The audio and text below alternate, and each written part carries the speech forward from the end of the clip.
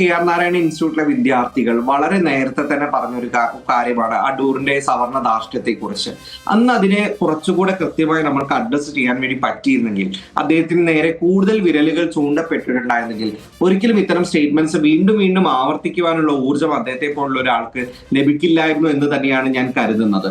അപ്പോൾ ഇന്നലെ കൂടി ഞാൻ ചിന്തിക്കുകയാണ്, കേരളത്തിലെ വളരെ പ്രശസ്തിയായിട്ടുള്ള ഒരു ഗായികയ്ക്കെതിരെ ഇത്ര മോശം ഒരു പരാമർശം വന്നിട്ട് കേരളത്തിൽ എത്ര സിനിമാ ഫീൽഡിലെ ഗായകർ പ്രതികരിച്ചു ഇതിനെതിരെ? എത്ര സംഘടനകൾ ഇതിനെതിരെ രംഗത്ത് വന്നു?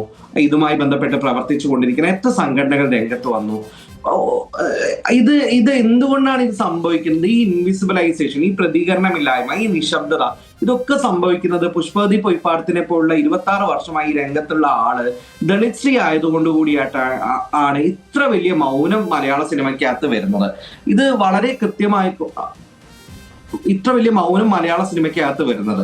അതുകൊണ്ട് തന്നെ മലയാള സംഗീതജ്ഞർ ഇനിയെങ്കിലും തങ്ങളുടെ സഹോദരിയാണ് പുഷ്പവതി പൊയ്പ്പാടത്തെന്നും തങ്ങളുടെ സഹജീവിയാണ് പുഷ്പവതി പൊയ്പ്പാടത്തെന്നും തിരിച്ചറിഞ്ഞുകൊണ്ട് ബേസിക് ആയിട്ടുള്ള ഫ്രെറ്റേണിറ്റിയും എമ്പതിയും മലയാള സിനിമാ രംഗത്തുള്ള ഗാനരംഗത്തുള്ള മനുഷ്യർ ചെലുത്തണം എന്നുള്ളതാണ് എനിക്ക് പറയാനുള്ളത്.